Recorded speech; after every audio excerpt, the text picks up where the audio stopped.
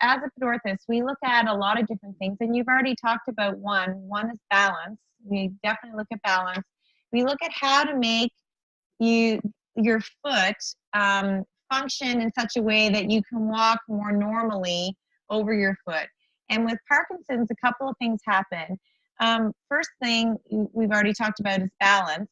When you develop a weakness or the inability to control tremors and so on, then your foot, or dyskinesia, your foot has a tendency to have a mind of its own, and you may or may not be able to control your foot.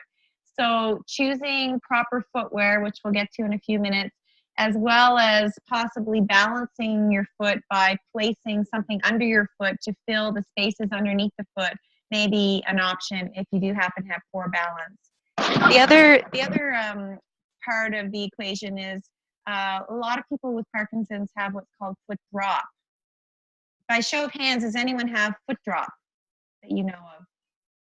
Well, foot drop is when your foot flops like this when you're walking. So instead of keeping the foot up as you move your body over your foot, the foot slaps the ground. And when that happens, then you're more likely to trip over your toes or have issues with falls and so on. So that is a issue that Peter had, was foot drop. And the feature that he was talking about looks like this. It's what's called a rigid rocker. So if this shoe was on the ground, if this shoe was on the ground, there's a space between the shoe and the ground to hold the foot up like this, so that you're not going to slap the ground as heavily.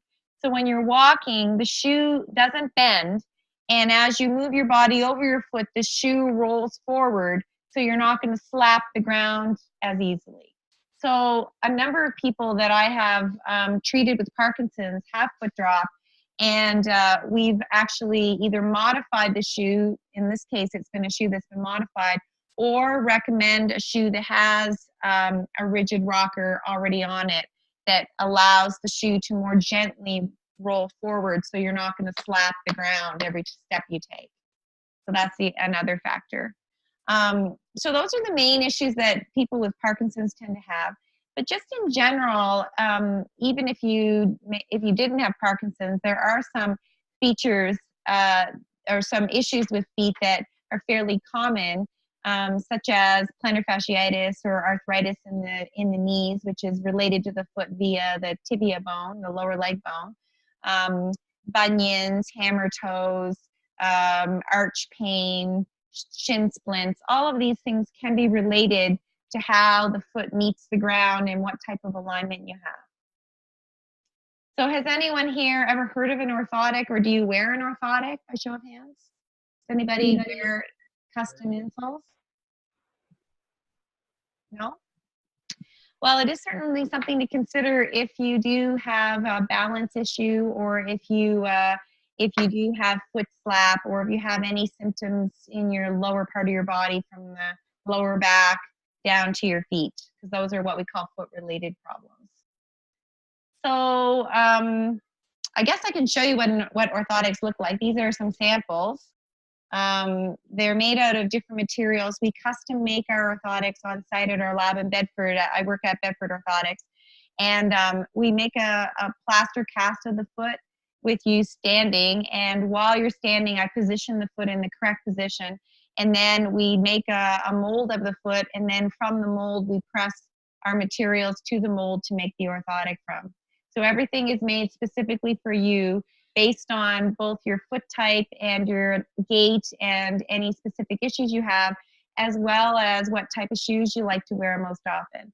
I take that into consideration because the orthotic has to fit in the shoe, and if you're wearing if you're wearing a certain kind of shoe that's required for your job or for your activity or even around the house, then you're going to want to we're going to want to design the orthotic around that.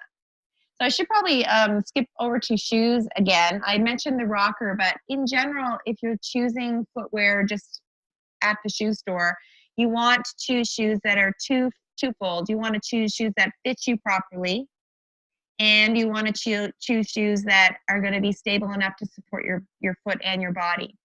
So how many people have had their foot measured in the last year? Nobody. So have you ever had your foot measured? Yes. So it's really important to understand that the human foot is made up of 26 small bones, and they're connected together to make the foot. So every 4 to 6 years, typically the foot changes size.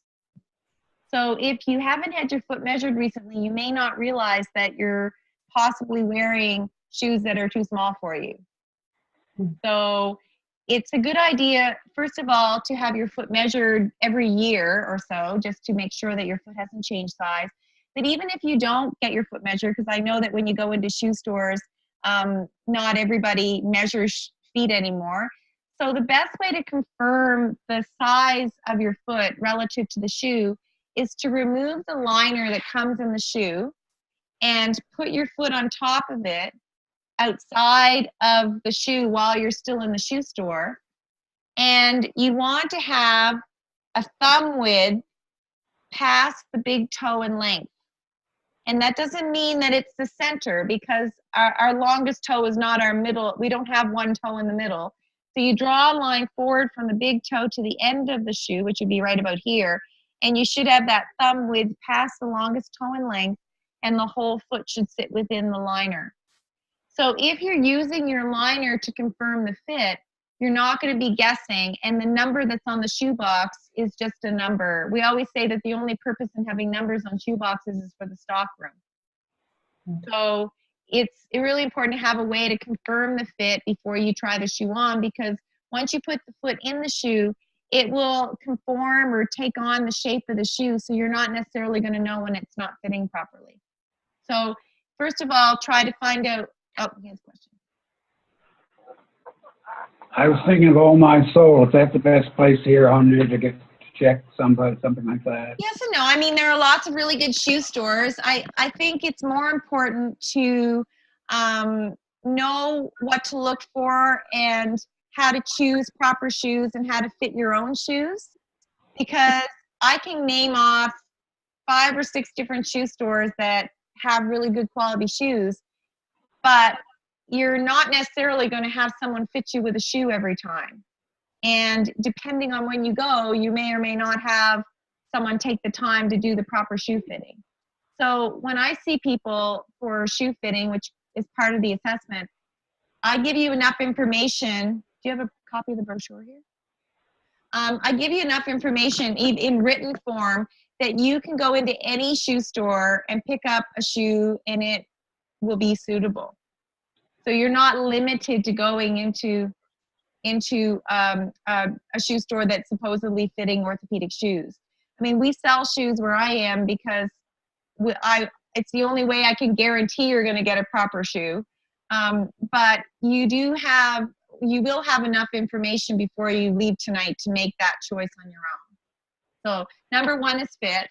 Number 2 is to go through the 5-point check of the shoe. So when you pick up any shoe in the shoe store, the first thing you do is squeeze the heel, and that should be firm enough that you can't compress it. You want the shoe not to twist from side to side. And when you bend the shoe, and this is just for the general public, you want it to bend at the front, not in the middle. If you need a rocker, then that front part should also be stiff. But it definitely shouldn't bend in the middle. And when you flip the shoe over, you want the whole shoe to meet the ground. There shouldn't be any cutouts, both from the side or from the bottom. And lastly, you want to make sure that it has that insole that's removable so you can confirm the fit. And if you happen to wear an orthotic, you have to be able to take something out of the shoe to put something in the shoe. So if you go through this checklist while you're at the shoe wall, and then you ask for whatever size you think you are or you've been measured to be, then when they bring the shoe, you remove the liner out of the shoe and stand on it, and then you decide if you're going to try the shoe on or not. But at least you're going to choose a proper shoe that will meet the criteria and fit your foot. Did that answer your question? I have another question. I'll just turn this around. I noticed that my shoes, the wear patterns on the bottoms of my shoes are I've never had them wear the way that they're wearing. Okay. So is that something that the orthotics could help with or to rectify? Yes, actually, wear patterns on shoes. We look at that when we assess your footwear to see how your gait looks like. And if you happen to have an abnormal gait and it's causing you to wear down the shoe in certain areas where it shouldn't be wearing down, then by repositioning the foot within the shoe, then we can even that out so you're not going to wear it away quite as quickly on the bottom of the shoe.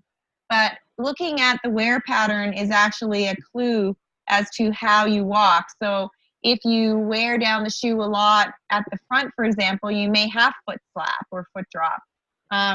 One thing I will point out though is that outside corner, so right along the outside corner, that's normal wear.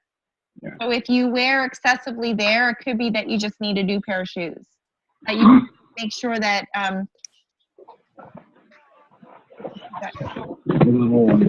so if it's wearing more on one part than the other, I would be more concerned if it was wearing in the center or on the inside. But the outside corner is normal. So is that where you're wearing? Mine are on the inside and in the center. In the inside and the center. Yeah, that would be a bigger concern. So that would mean that in normal gait, we want the foot to strike on the outside, roll to the inside, and then toe off. And when it's wearing on the inside or on the center, it means that you're striking with the foot on the inside rather than the outside, and then it's rolling further to the inside. So those are all reasons why the foot and how it connects to the rest of the body may be affected in some way, whether it be arthritis or imbalance or potential inflammation type injuries. Any other questions?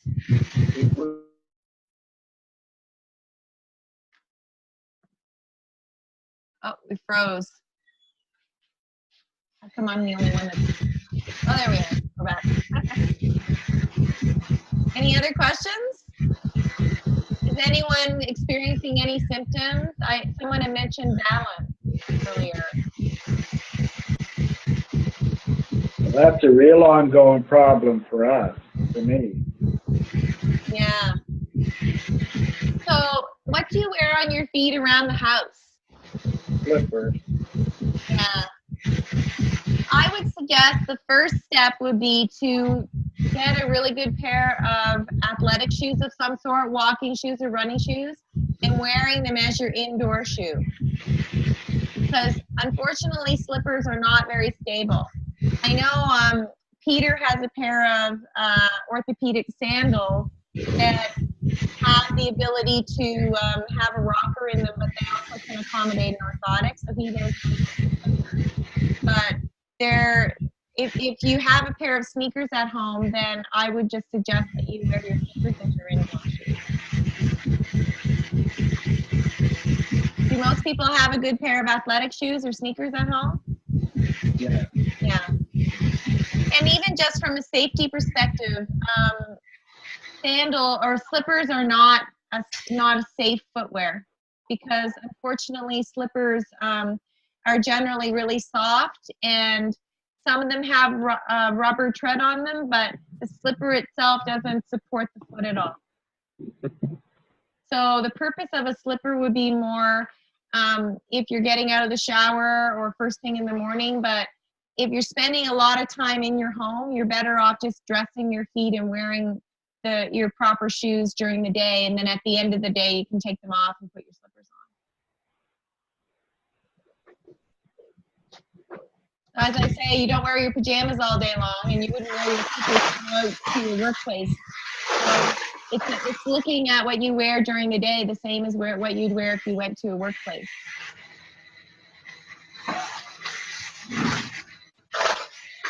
Got it. Well, thank you guys for having me, and hopefully you learned a little bit about